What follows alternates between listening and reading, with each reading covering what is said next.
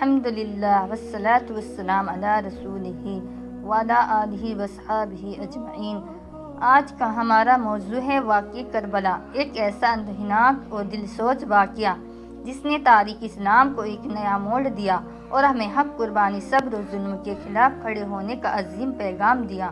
واقعہ کربلا اسلام کی تاریخ کا وہ روشن باب ہے جو ہمیں یہ سکھاتا ہے کہ باطل کے سامنے جھکنا ایمان کی کمزوری ہے اور حق کی راہ میں قربانی دینا اصل کامیابی ہے۔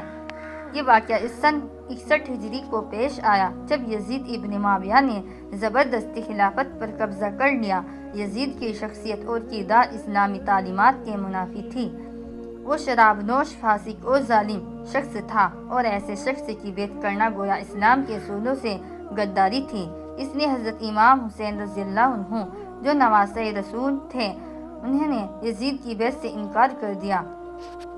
جب اہل کوفہ نے سنا کہ امام حسین یزید کی بیعت سے انکار کر رہے ہیں تو انہوں نے امام حسین کو خطوط بھیجے اور دعوت دی کہ آپ کوفہ آئیں، ہم آپ کے ساتھ ہیں اور آپ کو خلیفہ تسلیم کرتے ہیں۔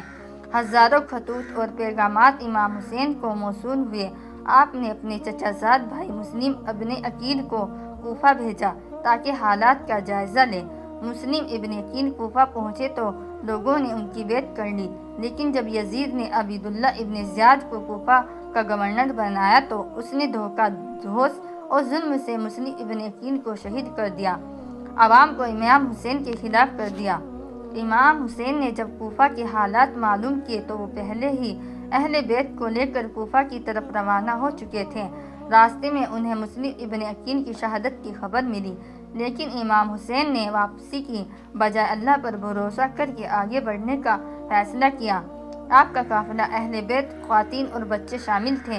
راستے میں کئی موقع پر امام حسین کو روکا گیا اور ان پر دباؤ ڈالا گیا کہ یزید کی بیعت کریں، لیکن آپ نے فرمایا، مجھ جیسا یزید جیسے کی بیعت نہیں کر سکتا۔ 2 محرم 61 ہجری کو امام حسین کربلا کے میدان میں پہنچے۔ وہاں یزید کی فوج نے انہیں گھیر لیا، پانی تلک بند کر دیا گیا، یہاں تک کہ ننھے بچے پیاس سے تڑپنے لگے۔ امام حسین نے بار بار یزیدی فوج کو سمجھانے کی کوشش کی، لیکن وہ ظلم پر قائم رہے۔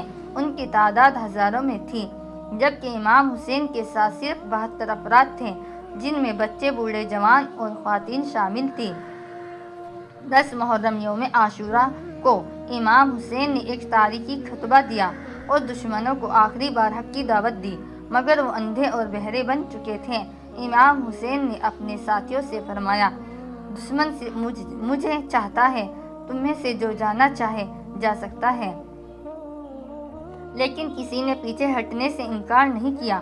ایک ایک کر کے امام حسین کے جانثاروں نے جان دے دی، جن میں حضرت علی اکبر، حضرت قاسم، حضرت عباس جیسے بہادر شامل تھے۔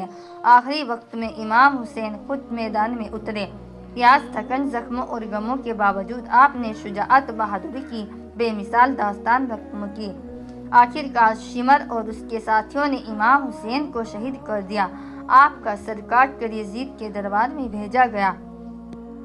شہادت کے بعد اہل بیت کو قیدی بنا لیا گیا۔ حضرت زینب اور حضرت سجاد نے یزید کے دربار میں جرأت بہادری سے خطبے دیے اور ظلم کو بے نقاب کیا۔ یہ واقعہ تاریخ اسلام میں ایک انقلاب بن گیا اور یزید کی حکومت ذلت و رسوائی کا نشان بن گئی۔ واقعہ کربلا ہمیں کئی اہم اسباق دیتا ہے۔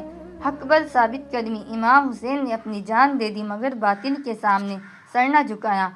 قربانی کی عظمت، اہل بیت نے اپنی جان، مال، عزت، سب کچھ اللہ کی رضا کے لیے قربان کر دیا۔ ظلم کے خلاف آواز، ہمیں سکھایا گیا کہ ظلم کے خلاف خاموشی بھی گناہ ہے۔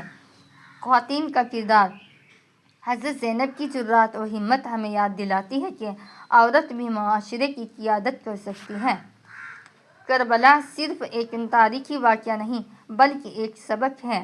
امام حسین کی قربانی ہمیں یاد دلاتی ہے کہ دنیا فانی ہے مگر حق اور سچ ہمیشہ باقی رہتا ہے۔ آج بھی اگر ہم امام حسین کے پیغام پر عمل کریں تو معاشرے میں عدل، انصاف اور محبت کو فروغ دے سکتے ہیں۔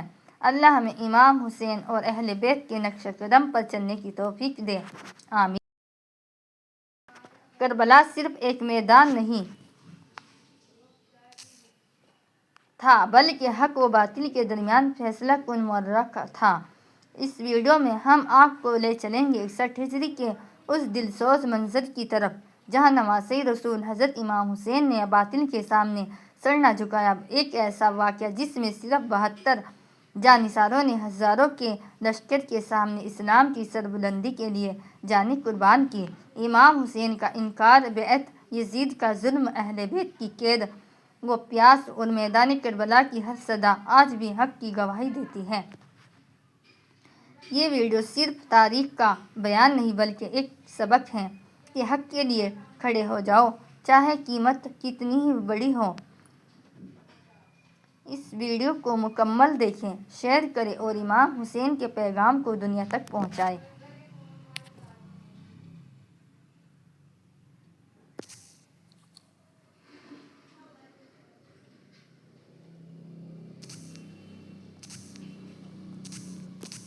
اس کا مقصد پتہ نہیں کیا